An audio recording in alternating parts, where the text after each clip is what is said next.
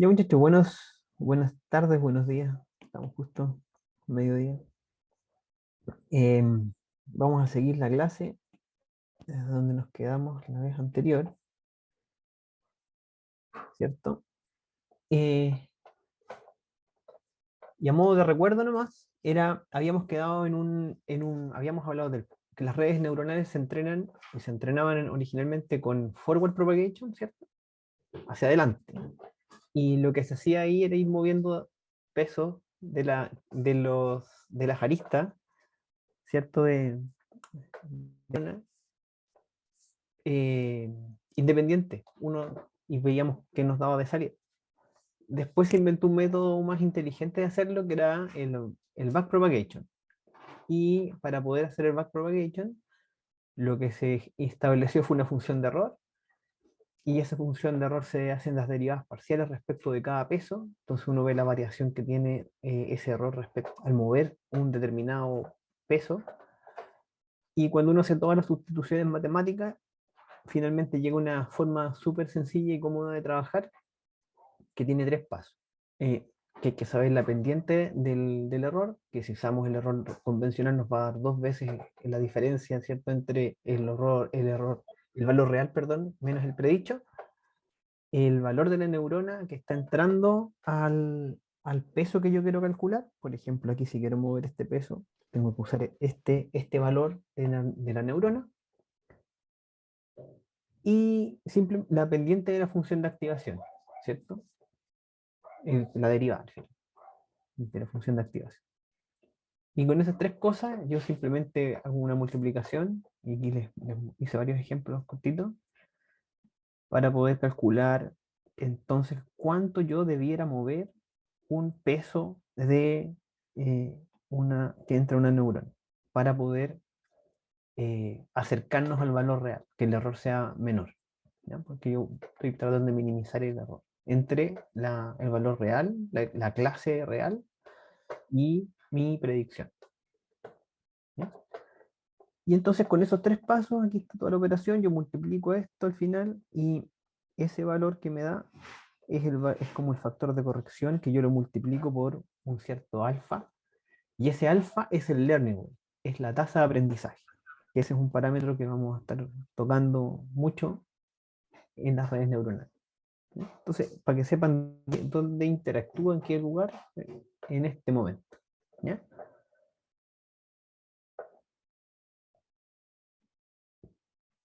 Y entonces vimos que simplemente lo que uno hace entonces cuando uno busca hacer este método es ir haciéndolo desde las capas, desde la capa de vida, desde aquí, yo empiezo a correr estos pesos, omega,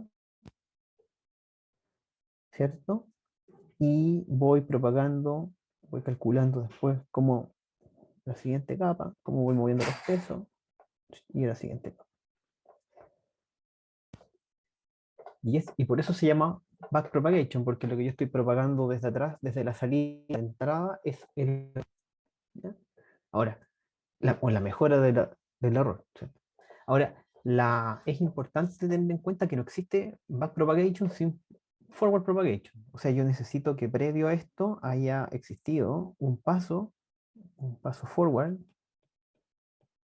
que calculó una predicción, ¿cierto? Un valor predicho. Sin eso, no puedo calcular la diferencia del error, ¿cierto? No puedo calcular el error.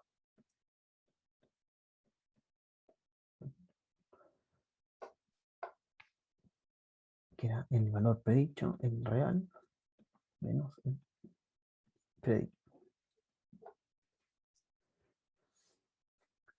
Si usamos el error cuadrático medio, ¿cierto?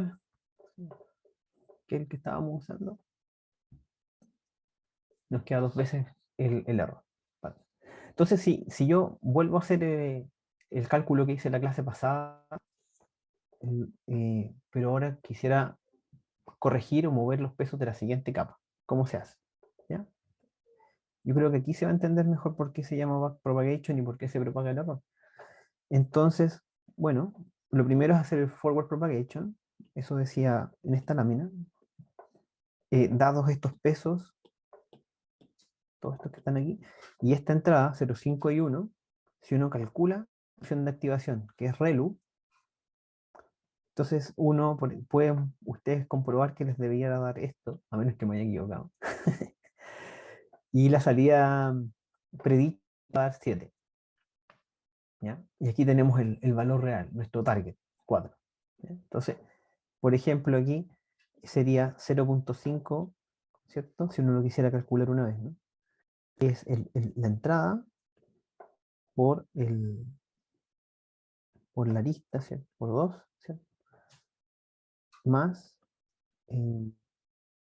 1 por menos 2. Y esa cosa me va a dar 1, 2, menos 1. Y como estoy usando ReLU, acá, el resultado es 0. Al evaluar en la función de activación. Y abajo, 2 menos 1, 2 menos 1, ¿cierto? Sí, está bien. 2 menos 1, 1, función de activación de eso es 1, y así. Y al final pueden sumar esto. Les va a dar ese valor. Entonces, ahora uno hace el cálculo para poder ver cuánto movemos nuestros pesos. Entonces, esto que está aquí en esta lámina es exactamente lo que vimos cuando les expliqué la primera vez de esta regla de las tres valores que hay que multiplicar, pero ahora siendo para 2 pesos, no para uno solo.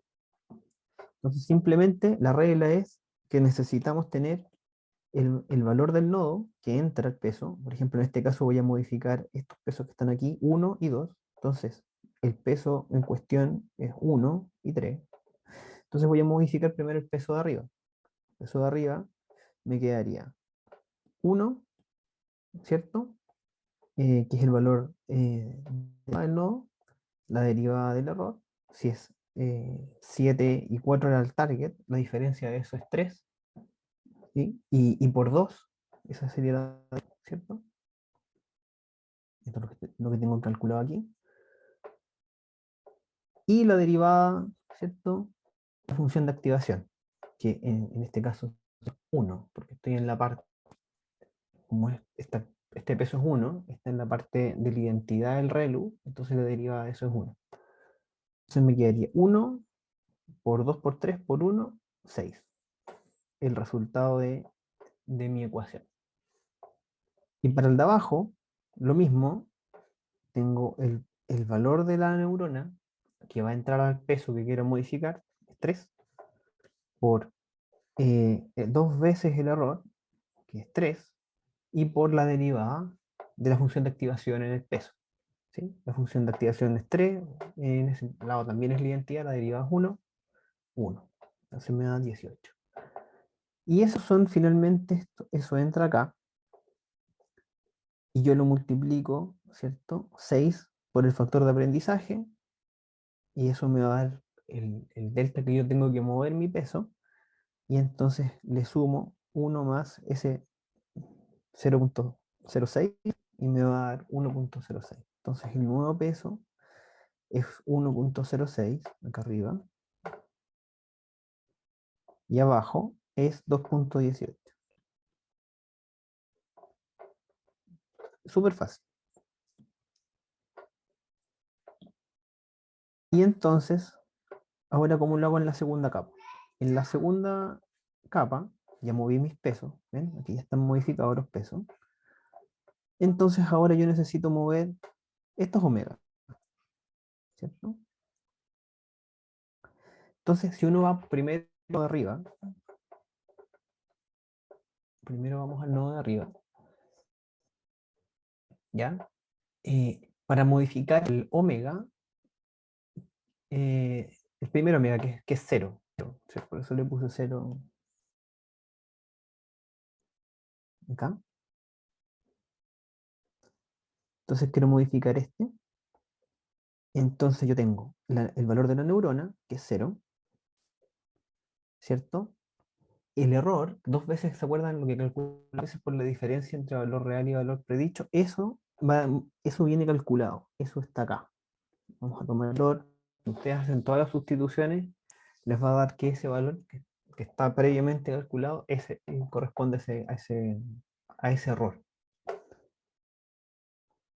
Y por 0, que sería la derivada de la función de activación en 0. En 0 la función de activación era 0, entonces va a 0. ¿Ya? Ahora, en este caso de nuevo, uno rápidamente puede saber que todo va a ser 0 porque el peso de la neurona es 0. Está, ¿cierto? Lo que nosotros multipliquemos nos va a dar 0. Y el efecto de movimiento de estos pesos no existe. Entonces, estos pesos van a seguir igual. Nos da 0 los dos. ¿Eh? Entonces, 0 por el learning rate nos va a dar 0. Pero abajo, ¿sí? Abajo ya no nos va a dar 0. ¿Ah? Porque está entrando un peso 1, no se nos va a anular. Tomamos, en el caso de que vale 1, el error viene en esta neurona, 6, por la derivada de la función de activación en 1, que es 1. Lo mismo ocurre abajo, 3, y nos va a dar 7. Esos valores los multiplico por el learning rate, 6 y 18, en el caso de abajo, y nos va a dar 1.06, el nuevo peso, ¿ya? El nuevo peso que tiene esa arista, está acá abajo, y 18, el nuevo peso.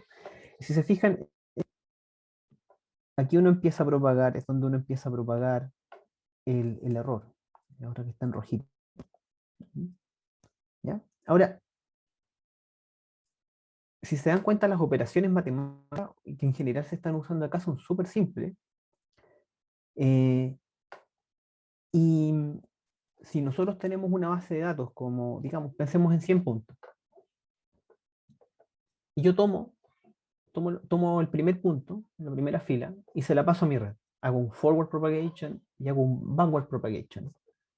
Voy a modificarlos para que la red se aprenda esa configuración. Dados estos pesos, dado esta entrada, estos valores de los atributos, quiero que mi salida sea lo más cercana al label que tiene esa fila. Entonces eso es lo que voy a hacer. Tomo la segunda fila, se lo presento a la red, hago forward propagation, backward propagation, ¿y qué es lo que ocurrió ahí? La red, de nuevo, va a mover sus pesos acercándose al label, ¿cierto? De la segunda fila.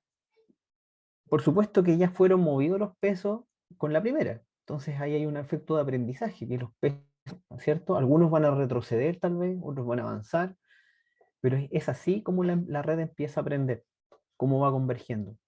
Tomo la tercera fila, se lo presento a la red, forward propagation, calculo el error, backward propagation, voy corrigiendo los pesos. Y de nuevo, algunos pesos van a avanzar hacia el positivo, otros se les puede restar. Pero el tema es que, en general, espero que no escuchen eso, estaba llorando, haciendo un escándalo brutal acá, les pido perdón si se oye. Se le activó una neurona. Ah, Se le activó la neurona. sí, ahí va a empezar a pelear. No tengo forma de pararles porque están lejos. Y se van a pelear. Perdón. Entonces, lo que estoy haciendo, entonces, en el proceso de aprendizaje, que es lo que ustedes hacen con todos los modelos de Machine Learning, es que uno le pasa el dataset, ¿cierto? Al modelo, que el modelo ajusta sus parámetros para aprender. ¿Ya? Ahora, en el caso de las redes neuronales es distinto a, por ejemplo, un árbol, o distinto a una supervector, en el sentido de que, como pueden ver, o espero que lo puedan ver, y con el background que tienen de antes con otros modelos, acá los pesos como yo los voy ajustando dependiendo del learning rate, dependiendo de un montón de otros, de la función de activación, etcétera, yo, por ejemplo, la primera fila, si se la presento una vez, no me la voy a aprender tan bien como si yo le presentara la primera fila 10 veces, ¿cierto? Porque cuando yo le presento la primera fila, todo este procedimiento de forward y backward propagation tiene su sustento teórico en el tema del gradiente descendente. Y el gradiente descendente funciona por paso. Entonces, ahí cuando hago eso, estoy calculando un paso, el primer paso. Y ese paso estoy dando con tasa 0.01 alfa, que es el learning rate. Y entonces, y ahora me van a llamar infinito. Mi vida es interrupciones. Entonces, si yo, si yo cambio el alfa, bueno, los pesos omega se van a mover distintos. O sea, y no sé a priori si aprendí rápido o aprendí bien. Entonces, ¿qué es lo que normalmente uno hace? Toma el ejemplo y se lo vuelve a mostrar a la red una segunda vez, y se lo vuelve a mostrar una tercera vez, y se lo vuelve a mostrar una cuarta, una quinta, una décima vez. ¿Ya? Y se lo muestro 10, 15, 20 veces, ¿no? Hasta que, esperando que con este alfa de aprendizaje yo vaya convergiendo y vaya mi error disminuyendo y en el fondo vaya aprendiendo mi red efectivamente la etiqueta de ese ejemplo, de esa fila. ¿Ya? Eso, ese proceso activo que yo le presento, esa fila 2, 3, 10 veces, es un parámetro del modelo. ¿Ya? Ese modelo, ese parámetro se llama épocas, epochs. ¿Ya? Y no se hace para un solo ejemplo, para una sola fila, se hace para todo el data que yo estoy utilizando como mi dataset de entrenamiento. ¿Ya? Entonces, ese es un nuevo parámetro que aparece en todos los modelos y en todas las implementaciones, que es el número de épocas que yo le voy a mostrar mi base de datos a mi red neuronal para que ajuste los pesos. ¿Ya? Ahora, uno podría decir, bueno, agarro el primer ejemplo y se lo muestro 100 veces, una vez, dos veces, tres veces, cuatro veces, cinco, 10 veces, 100 veces, 1000 veces. Y claro, la red los pesos los va a mover hasta que yo tengo la respuesta específica. Y la mejor respuesta de mi red neuronal para poder predecir esa fila. Pero obviamente nosotros no nos estamos aprendiendo una sola fila, no estamos aprendiendo un dataset completo. Entonces, lo que hace es presentarle la primera, la segunda, la tercera, la cuarta, las 100 filas de mi dataset una vez, después vuelvo a pasar la primera, la segunda fila, dos veces, y así, tres veces, cuatro veces, cinco veces, y entonces eso es lo que hace que la red aprenda, que vaya convergiendo. ¿Ya? Y cuando uno piensa en ese proceso, es como un poco como el cerebro de las personas, y de nuevo, por eso se llama también red neuronal el modelo, porque uno, niño, por ejemplo, aprende a escribir, si es que recuerdan su época, la clase de caligrafía, les hacían repetir muchas veces el número 5, muchas veces el número 3. Al principio eran cualquier raya, también el tema de la motricidad, y los niños de a poco, el profe va logrando que uno tenga mejor motricidad y que vaya finalmente dibujando los números mucho más suave, mucho mejor, mucho más chico, en línea recta, que respete las reglas, ¿cierto? Y tu cerebro va aprendiendo esa forma. Si ustedes de hecho ahora se ponen papel y escriben y tratan de escribir feo, mal, su cerebro los va incluso a llevar a escribirlo bien, porque van a tener que realmente hacerlo a propósito para poder hacerlo, ¿cierto? No como un niño que lo hace mal, que no puede hacerlo mejor, porque su cerebro se está ajustando, su red neuronal está aprendiendo, ustedes ya lo tienen tan cableado, ¿cierto? Y eso ocurrió porque eso lo hicieron muchísimas veces, 10, 100, 2 años, 3 años, ¿ya?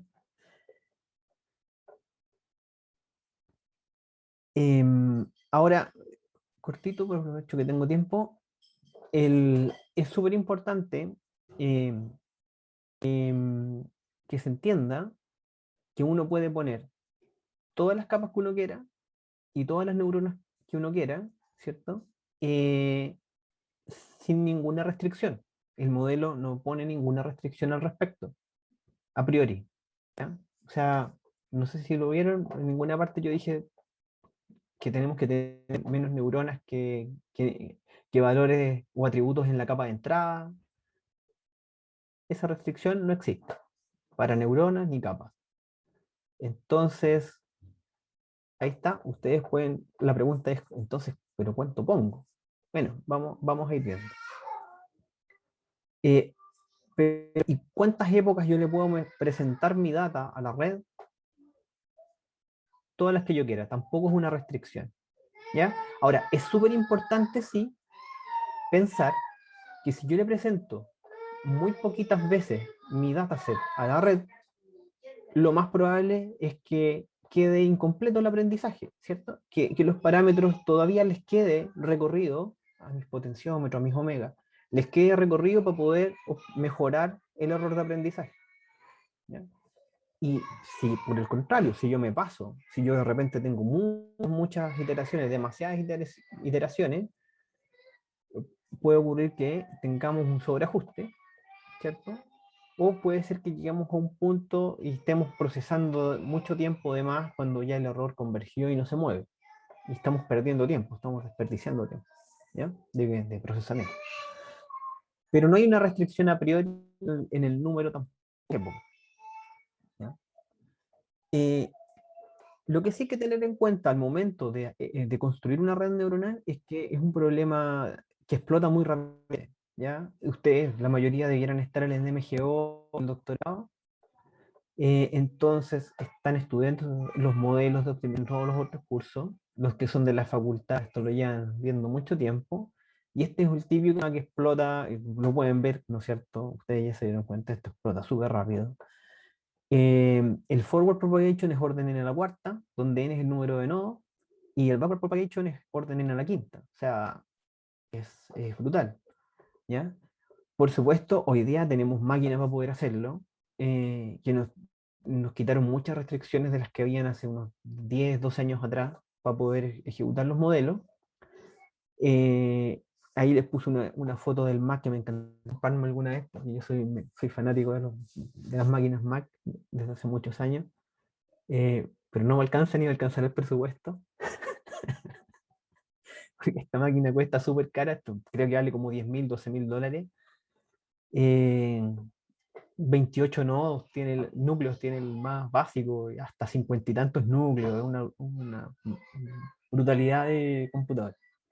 ¿Ya? Entonces, pero máquinas existen como máquinas de escritorio, o sea, un productor musical, alguien que quiere trabajar con video y otras cosas, un data scientist que quiera hacer estos modelos, puede acceder a eso junto a las lucas o la empresa le compra la máquina y se la pone en el escritorio para que procese. ¿Ya? Es útil, sí, porque se evita los flujos de datos, pero también uno podría arrendar y tenerlo en la nube. Esas posibilidades están. Hay un red que es interesante para los que sean más de la parte de research, que es este que está acá, para que lo puedan leer. Él habla más de la complejidad, probaron distintos tipos de configuraciones de redes, ven los órdenes, los tiempos, ¿ya? Entonces, acá, por ejemplo, está el dataset, que es el que yo puse en los ejemplos. Como les digo, es súper conocido ese dataset, y ahí le pusieron un tiempo de espera de 187.2 milisegundos a sus experimentos. A ver, ahí está. Son 169 épocas, son 150 filas, hicieron con 4 neuronas ocultas, 3 neuronas de salida, porque claro, ese dataset tiene 3. Le pusieron una espera entre épocas, me Sebastián, parece. ¿Sí? ¿Se oye? perdón, esas tres neuronas de salida son porque el dataset tiene tres, ¿qué, perdón? Tres, tres clases de salida. Sí. Ahora lo voy a explicar en el ejemplo. ¿Sí? Ya, Ese dataset iris son plantas y tiene alto, ancho de la planta, y uno puede clasificarla como iris, como planta tipo A, tipo B o tipo C. Hay tres tipos de plantas. ¿Ya? Y entonces aquí pueden ver lo que se demora la red. ¿Ya? 1 hora 47, 1,73, 261 horas en este dataset. Entonces no tengo más o menos la misma cantidad de iteraciones. Tengo sí muchos más registros, bueno, pero entre 150, entre 2000, 7000. Pero sí el número de neuronas ocultas subió a 131, ¿ya? Las capas de salida es 26. Fíjense, la diferencia en tiempo es gigante, ¿ya? Entonces, claro, sí hay que tener cuidado cuando uno trabaja con neuronales. Uno normalmente lo que hace es hacer varios experimentos, pero uno parte pequeñito para ver convergencia, ver algunos parámetros como el alfa, etcétera, y después uno empieza a jugar con más capas y más neuronas para poder ver si mejora el resultado. Que es muy fácil que esto se quede pegado y no termine. O bien que se sobreajuste. Acá hay un ejemplo, si ustedes quisieran ver en acción una red, esto está en el sitio del TensorFlow, no sé si lo han visto antes, y entonces aquí tienen una red neuronal, estos son la capa de entrada, tengo estos puntos, este es el dataset, son puntos en el cartesiano, XY, ¿cierto? Entonces X1, X2, XY, estos son mis valores de entrada. Tiene una capa oculta con 4 neuronas, la segunda capa oculta con 2 neuronas y una capa de salida con 2 neuronas. Y estos puntos los clasificaron en dos clases, los puntos amarillos o naranja y los puntos azules. Y entonces uno puede echar a correr esta red y ver si converge. Y acá arriba pueden ver cómo corre. Aquí está el número de época, está el aprendizaje, está la función de activación. Si es que queremos una regularización, eso lo vamos a ver, probablemente ya lo han visto, eso es si normalizo o no normalizo la entrada. ¿Ya? Con normalización o sin normalización, es preprocesamiento, ¿no? Simplemente. La tasa de regularización viene preprocesamiento y aquí sí es un problema de clasificación o de regresión. Fíjense, llevamos un rato conversando y esto de a poquito va a convergir. Ahí converge. ¿Ya? Acá arriba, fíjense, tengo el test loss y el training loss. Entonces, ¿qué es lo que está haciendo? La línea de abajo, el training loss, está calculando el error en el dataset de entrenamiento. ¿Ya? Y esa es la línea gris más clara que está acá abajo. Si se fijan, bajó muy rápido en un momento, luego se quedó estática mucho rato, mientras conversábamos, y después, ¡pum!, se pegó un bajón. Y ese bajón llegó a cero. Y por arriba estoy en el test set, cuando cierto yo entreno con un dataset, con un pedazo de set y pruebo en el otro, en un pedacito que dejé fuera, y al probar, claro, se comportan más o menos parecidos. En el test se comporta un poco peor, obvio, porque hay algunos casos que no se los pudo aprender, pero se comporta más o menos parecido. Y va bajando, ¿cierto? Se mantiene estático y pum, de pronto de nuevo se pega una baja y llega a cero el error final. Y claro, si nosotros, lo bueno de este dataset es que son puntos en el plano, entonces se ve fácilmente que sí, lo hizo súper bien. Entonces, ustedes lo pueden ver en la casa, y he llevado 3200 iteraciones en lo que he hablado, pero más o menos debe haber convergido en la 1000 algo. Uno le podría quitar capa. ¿No? Le puede quitar, quitémosle capa. Ahí. Y veamos qué pasa ahora. Converge, no converge, converge más rápido, converge más lento. Aquí están los errores. Esto es lo que vamos a estar mirando siempre cuando ejecutemos las redes en el futuro. ¿Ya? Vamos a estar preocupados de esto, del error de entrenamiento y del error de testeo o de evaluación. Preocupados de esos errores. ¿ya? Y si se fijan, ya voy en 800 épocas, 900, y como que quiere mejorar, pero no pasa nada. No logra mejorar. Piensen en el single value de composition, ahí va a estar saltando. Tum, tum, tum, tum. No logra encontrar un mínimo, no logra bajar más de lo que ya logró bajar el error. Tenemos convergencia. Y esto es lo mejor que lo pudo hacer, esta configuración de red neuronal. ¿Ya? Bueno, aquí ustedes están en la casa, está en la PPT el link, bueno, o podrían copiar este, si quisieran, no sé si lo copiaron, los voy a dejar en el chat. Em, Uno podría cambiar la tasa de learning rate y echar a correr la red, espérenme, y ver qué pasa. Fíjense. Uh, Rápido, súper rápido, solamente cambiando la tasa de aprendizaje, lo logramos. ¿Sí? Pero eso es un feeling. Uno después empieza a tener el feeling de los datos. Por eso les quería mostrar un poco el tema del learning rate, dónde va. em, Porque, ¿qué es lo que ocurre? Al mirar estos resultados, lo que pasaba era que daba la impresión, no lo sabemos, pero más o menos es lo que pasaba, estaba convergiendo que en el gradiente descendente estaba saltando de un lugar al otro y no lograba irse hacia abajo en la curva del error, en la derivada, encontrar el mínimo. Entonces, si yo estoy suponiendo que el learning rate es muy grande y salto y ya no logré convergencia o reducir, entonces, ¿qué es lo que hago? La chico. Y eso fue lo que hice. La chiqué y claro, ¡fum! Logró encontrar eh, el mínimo. ¿Ya? Y el mínimo, y es 0, 0.2, ¿cierto? Que en la práctica es 0. Y si lo podemos ver acá gráficamente, 0. Podríamos usar un error eh, mucho mayor, 1. Y lo que va a pasar ahí, o debiera, es que va a converger todo el rato y no debiera encontrar una mejor solución. ¿Ven? Tum, tum, tum, tum, tum, tum, tum. En nuestra curva de gradiente descendente, ¿no? Quiero encontrar el mínimo.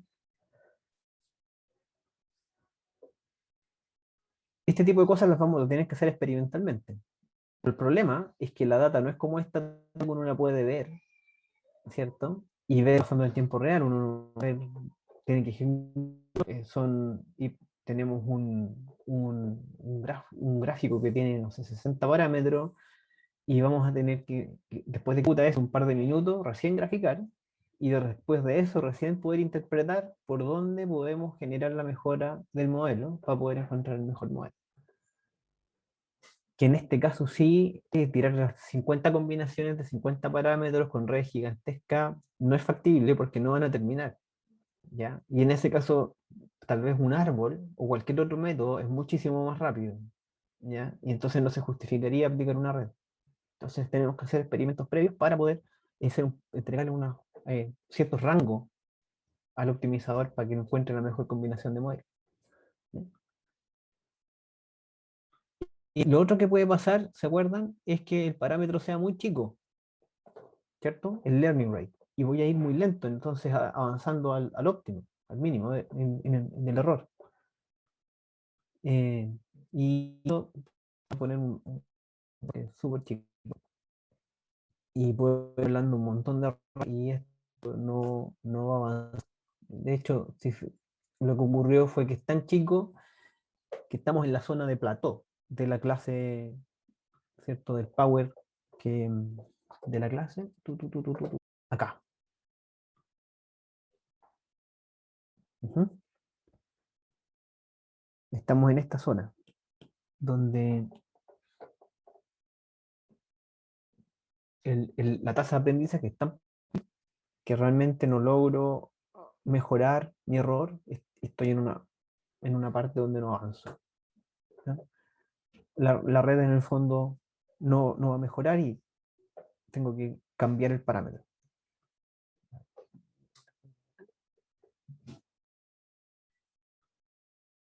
Sigue corriendo y no pasa absolutamente nada. No ha mejorado. ¿Ya?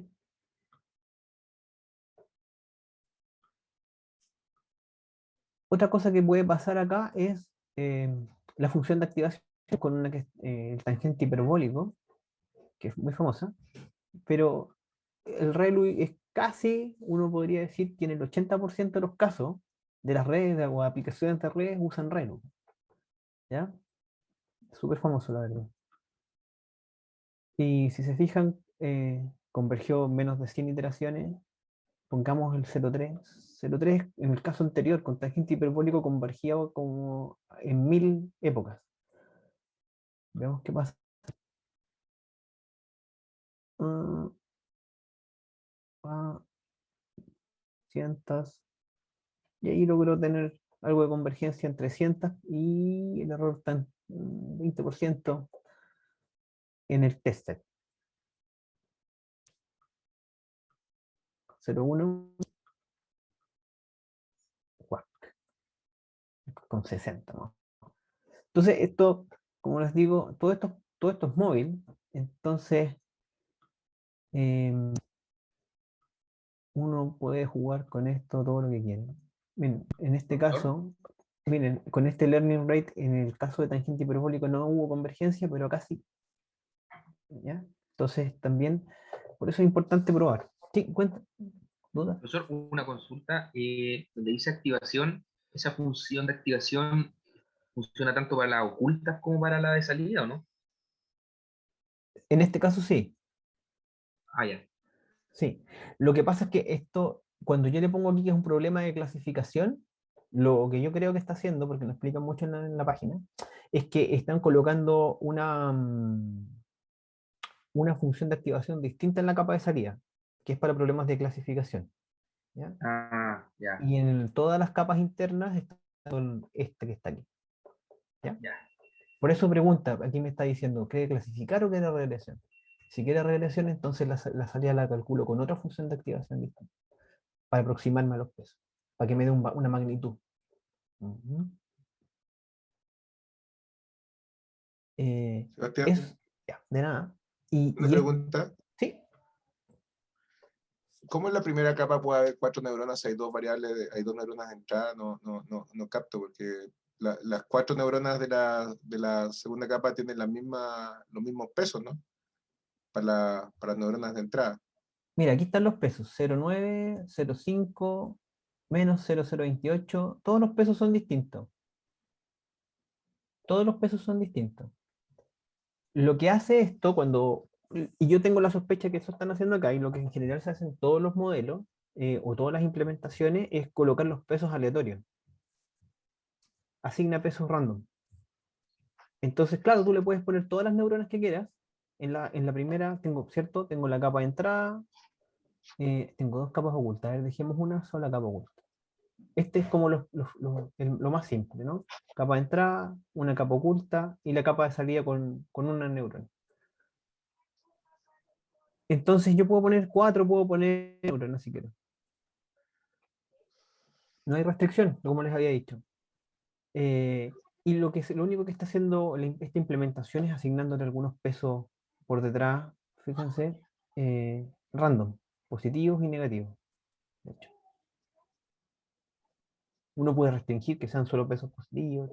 Hay varias cosas que uno puede jugar, pero en general uno pone pesos negativos y positivos random. ¿Y qué es lo que hace esto? Simplemente es una combinación lineal, un agregador lineal con su función de activación, que en este caso es ReLU. ¿Sí? Pero en la Tiene- convergencia no deberían ser igual los pesos, porque son las mismas entradas para cada neurona No, no, del no, capa no oculta. tiene por qué. No sé si em, eh, esta es una construcción artificial finalmente, y lo único que está haciendo es combinando las entradas de cierta forma. Es fuerza bruta al extremo, si quieres verlo así. Eso es, una red neuronal es fuerza bruta al extremo. No sé si me explico. No hay una forma astuta de fijar los pesos al inicio, no me importa fijarlos de forma astuta al inicio, simplemente yo coloco dos pesos, pum, y digo, ok, este va a ser 0,2 y el otro va a ser 0,8. O sea, el X1 0,2 y el otro 0,8. O sea, el peso 1 a 20% y el 2%. Ah, el 2 es más importante. Sí, pero podría ser 70-30. Ah, tenéis razón. Da, créate una neurona. 70-30. Peso 0, primer peso 3, el que es de X1, y el de X2, 0,7. Oye, pero también podría ser 0,6, po. Buen punto. Créate otra neurona. 0,6 con 0,4. Oye, y la combinación en el medio 0,75. Bueno, por si acaso, tirémosla. Y básicamente, no sé si me explico. Tú puedes poner todas las pruebas que quieras de combinaciones lineales que tengan distintos pesos. Lo puedes hacer. No hay ninguna restricción. Es fuerza bruta, Alex. ¿Ok? Pero Entonces, eso no tiene por qué converger a... O sea, lo que me extraña es que en el proceso de iteración no converja a el mismo peso de las neuronas de la capa de entrada para todas las neuronas de la capa oculta. no, pues no tiene Eso, por qué. Porque piensa, todos parten en un punto distinto, porque son pesos sí, aleatorios, ¿cierto? Alguno va a ser negativo. Por ejemplo, estos de aquí, veamos todos los de aquí. Mira, este es 0,29, 0,31, 0,46, ¿cierto?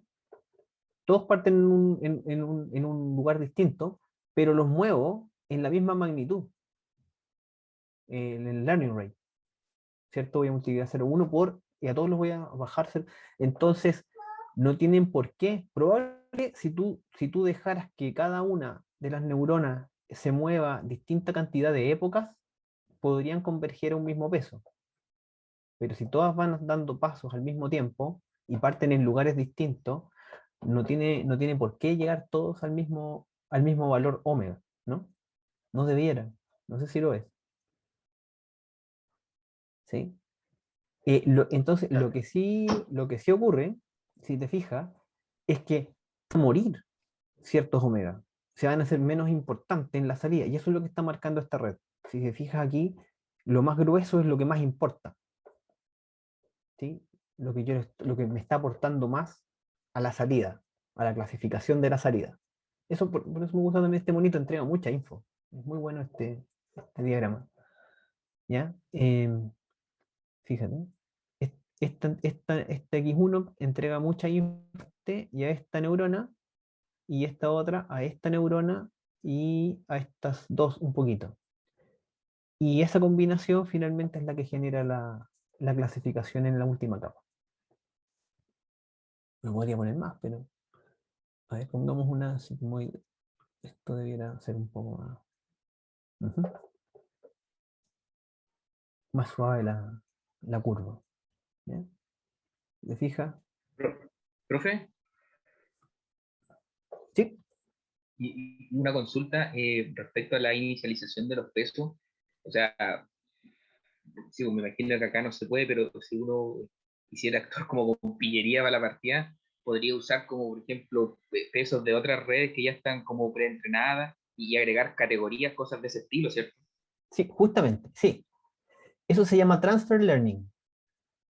Cuando tú Ah, tienes una red previamente entrenada, lista, y dices, oye, tengo la red que la entrené con caras de gato.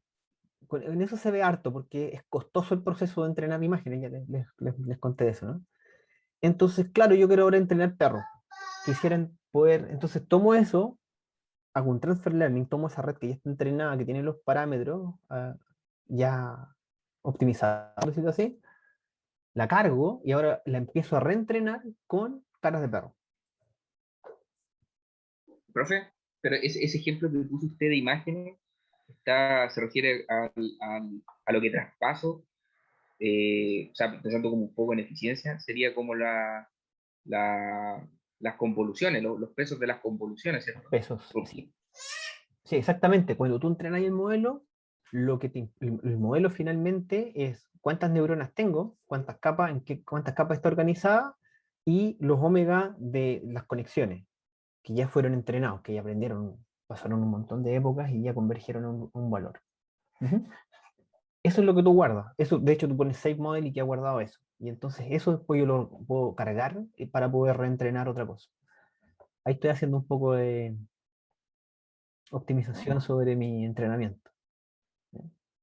Ya, en caso que nos fuéramos por imágenes, sí, ahí como que nos tendríamos que pasar como a redes convolucionadas, una cosa así, ¿o no? Claro, en las redes, porque en imágenes se usa mucho, porque justamente, claro, la data, por ejemplo, a ver, estaba con uno de los chicos de doctorado, estábamos tratando de procesar video, un dataset normal, y eran como 3 gigas de videos cortos, de 600 por 600, de 300 por 600, y estábamos entrenando para aprender ciertas cosas dentro de esos videos, ¿ya?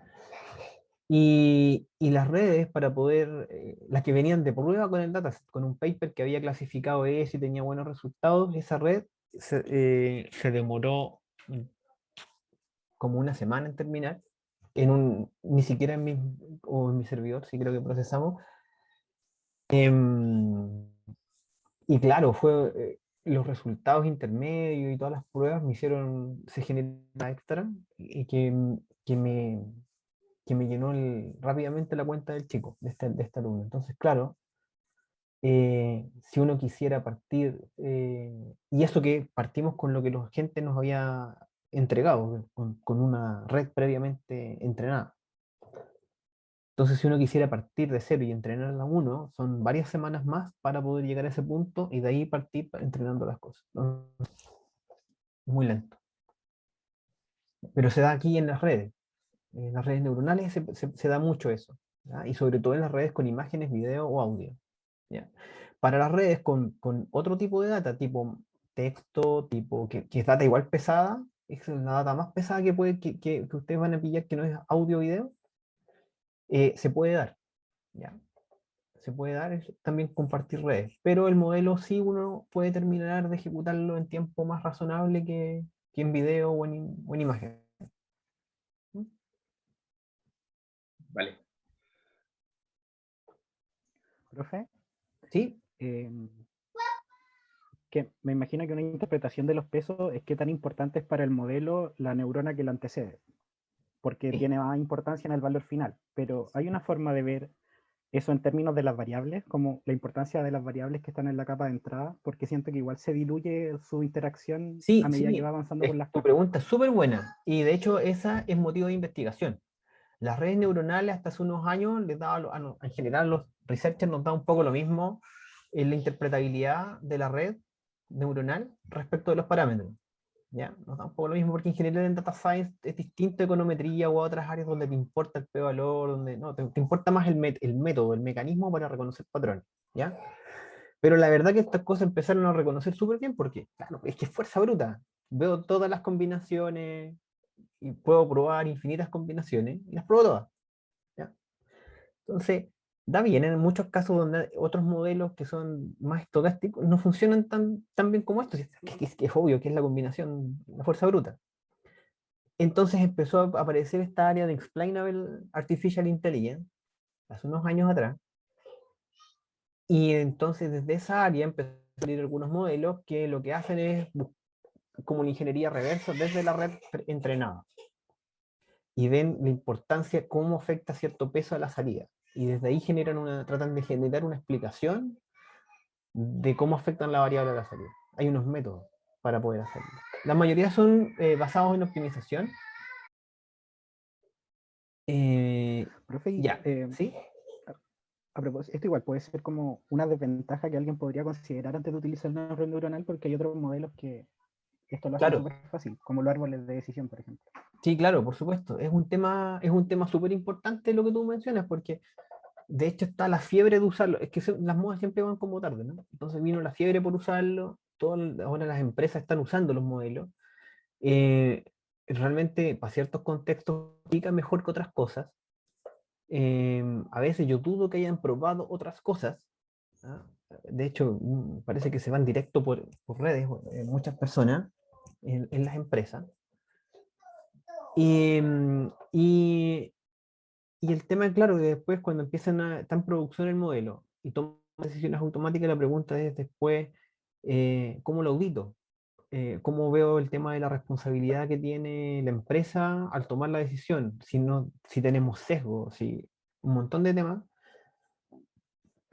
que ahora, digamos el año pasado, y viene fuerte, viene es poder decir, ok, si voy a usar un modelo, tal vez una red neuronal, aunque clasifique súper bien y mejor que otros modelos, como un árbol, como un random forest, como un ADAUS, tal vez lo voy a dejar un poco de lado, porque no me permite explicar cómo influyen las variables en la decisión que está tomando el modelo de manera automática.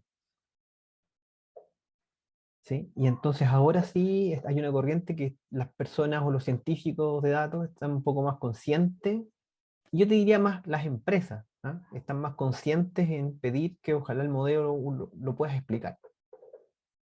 ¿Ah? Porque si uno, en contexto médico, los médicos, y de hecho yo partí así en los hospitales, partimos con puros árboles de decisión, hace 10 11 años, porque a los otros modelos ellos no les creían. Ellos cuando te preguntaban, oye, pero ¿y por qué? No entiendo, me decían, ¿por qué el resultado aquí, si la temperatura le dio otra cosa, por cómo el modelo dice A o B? No tengo respuesta, porque aquí están los pesos y esta juguera dice, y la respuesta es correcta. Sí, sí, pero no me importa que la respuesta, quiero entender por qué en este caso, si la temperatura, la lógica mía dice que dada esta temperatura tal vez no debiera estar, el algoritmo me ganó. No, entonces no le podía explicar. En cambio, en los árboles o en otros modelos, sí se puede.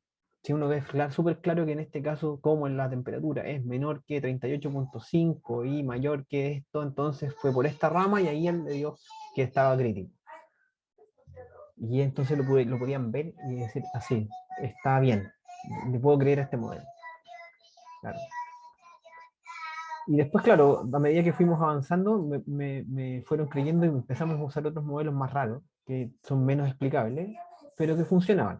¿Ya? Pero claro, auditable o tratar de comprender lo que está pasando, difícil. Como una red neuronal.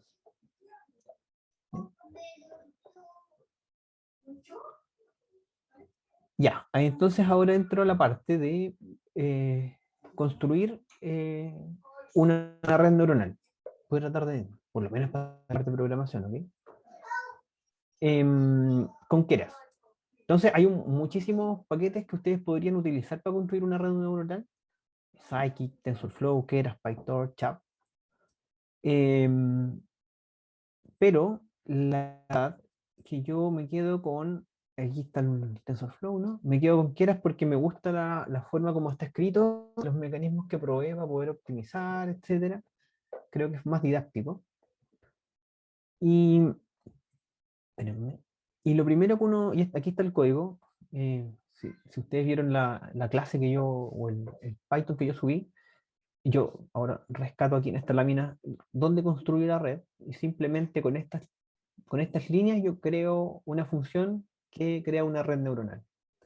¿Ya? Lo primero que hago es importar el Keras Model, importo el Sequential, que es un tipo de red, después vamos a ver los otros que hay, el Keras Layer, ¿ya? Para poder crear las capas, y le digo que es una capa densa. ¿Ya? Denso significa que van a estar todas las neuronas conectadas con todas las neuronas, todas las entradas con todas las neuronas de la capa oculta y todas las capas ocultas con la siguiente capa oculta que viene, ¿no? Eso significa que es densa. Todas las neuronas están conectadas, todas las neuronas. Este es el modelo más simple y creo que una función en Python. Y aquí en esta línea uno hace la magia. Creo una variable modelo y digo sequential, llamé el constructor de la clase, ¿no? Y generé una red neuronal secuencial. Y después simplemente a ese modelo yo le voy agregando con el comando add, model.add, voy agregándole capas. ¿Ya? Por ejemplo, aquí, como dense es una capa, dense, agrego una capa densa con 3 neuronas, ¿sí? Y una función de activación relu. ¿Ya?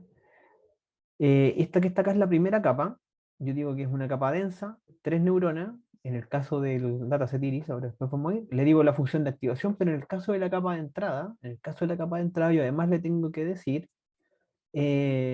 cuál es el número de atributos que vienen en mi dataset. ¿Ya? Y hay que darle este parámetro adicional, input shape, el número de features. ¿Ya? Si tengo un data que tiene 5 atributos, entonces ese debiera ser 5. En features, 5. Si tengo un dataset que tiene 3 atributos, 3. En el dataset de la página de TensorFlow que estamos jugando con la red neuronal, que tenemos X y Y, esto vale 2, ¿cierto? Y después simplemente la capa de salida, model add dense 1. Y no le digo nada de la función en la pieza, ¿sí? Que tiene una neurona que va a ser mi neurona de salida, en este caso particular. Y aquí entonces ustedes lo que van a ver cuando ejecuten este comando, que simplemente uno llama a un model igual mi red, que es el método, la función, la invoco. Entonces, pum, en ese momento creo la red realmente. Y hago un model.summary, que es summary es un comando de las redes que vienen todas las funciones, paquete de models. Les va a imprimir esta tablita que está acá. ¿Ya? Y va a decir, claro, esta es tu red, está aquí, es de tipo secuencial, tiene una capa densa, ¿ah? Que tiene 3 neuronas, y me dice el número de parámetros, 15. Después tengo una otra capa, que es la primera capa oculta, ¿cierto? Que tiene 3 neuronas también, aquí hay 2. Y la última capa, que es mi capa de salida, que tiene una neurona y tiene 4 parámetros. La suma de los parámetros, 31, y sería todo lo que tengo, sin parámetros no entrenables. Ahora, es importante tal vez entrar acá, y aquí con esto ya termino. Profe, una pregunta. Sí. La librería que yo escojo para hacer deep learning tiene, o sea, depende de alguna decisión o es simplemente por gusto de la librería? ¿O hay No, es algunas que justo. procesen más? Es Es justo en gusto, ok. general, que te compile primero, que los paquetes no se te vayan a caer en el computador, ¿no? Primera cosa. Porque a veces se caen y no funcionan. Por Sí. ejemplo, si tienes el último Python 3 de algo, puede ser que quieras no funcione, o que el PyTorch no funcione, y si te gustaba, entonces, bueno, estás condenado y tendrías que usar TensorFlow, ¿no? Si es que compila. Entonces, es primero por lo que corre, y después por el tema de la nomenclatura, que te guste la forma de cómo está escrito, simplemente, porque estas cosas están todas conectadas, igual que esas cosas de TensorFlow. Entonces, finalmente es TensorFlow, ¿ya? Claro. Entonces, claro, entonces PyTorch sí es distinto. PyTorch sí es un universo paralelo, ¿no? De Facebook, desarrollado íntegramente por ellos. Entonces, claro, y su forma de escritura, su forma de hacer las cosas es distinto. Eh, Uno podría probar una distribución respecto de la otra en términos de eficiencia, uso de memoria, y poder usar una cosa un poco más técnica eventualmente. No tengo un paper al respecto, eso sí, es un buen punto. Pero sí, eso serían como las variables que uno utilizaría. Ahora, normalmente para problemas no tan grandes, te va a dar un poco lo mismo esa parte de la memoria, eventualmente el tema de la performance en la ejecución, sí te puede importar más. Y claro, en redes muy grandes, tengo un alumno de doctorado que está procesando redes de 20 millones de nodos, una sola red, y que tiene, de hecho son varias redes. Y él sí está usa Keras para procesar en la nube, en el servidor de la empresa donde estaba trabajando.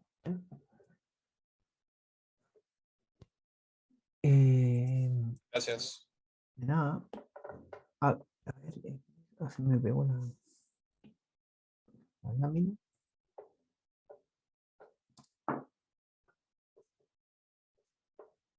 Eso, chiquillos. Yo creo que ya cumplí la hora.